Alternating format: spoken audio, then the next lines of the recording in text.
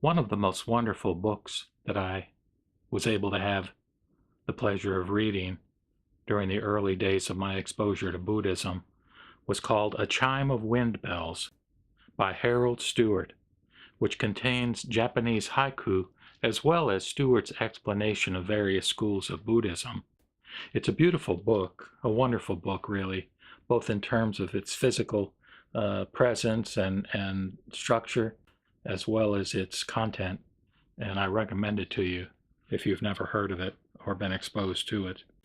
But in any case, on page 195, where he discusses Jodo Shu, or Pure Land, the Pure Land School, and Shin Shu, or the True Pure Land School, this is what he says. He says,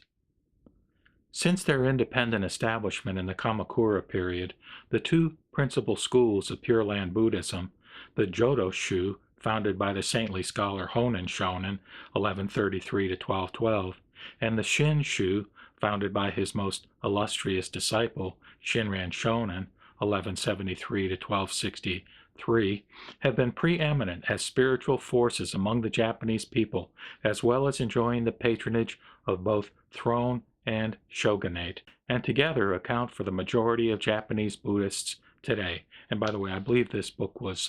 originally published in 1969.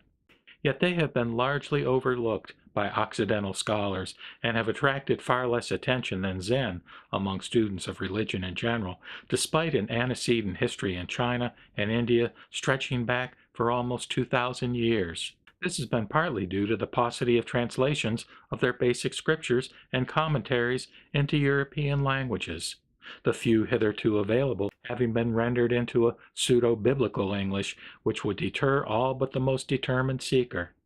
And this has resulted in their being dismissed after a cursory perusal as, quote, too much like Christianity. The Pure Land doctrines were fully developed in complete isolation from Christian influence, and although in certain points resemblances to Christianity as well as to other traditions can be found in them, nevertheless they remain essentially non-dual and authentically Buddhist. Jodo Shu, which adheres strictly to the letter of Honen's original teachings, is the more conservative branch, and still partly retains the old monasticism, as well as the repetition of the Nembutsu backed by faith as many times as possible up to the moment of death, as a means of posthumous rebirth in the Pure Land. Shinshu, or more properly Jodo Shinshu, the true Pure Land school, was founded by Shinran to counteract misinterpretations which had arisen after Honen's death and to restore what he believed to be the true meaning and spirit of his master's words. Acting on Honen's advice for him to marry, Shinran abolished celibacy for monks and lay followers alike, between whom there was no longer to be any difference. He held that the name was called once and for all by the other power, and he carried the Pure Land doctrines to their final point of development by concentrating upon faith alone. The historical Buddha, Shakyamuni, had prophesied that after his parinirvana, his teachings, subject like all composite things to the law of impermanence, would gradually decline through 3 lengthy ages. The age of the true Dharma, lasting for 500 years, the age of the outward semblance or form of the Dharma for 1,000 years,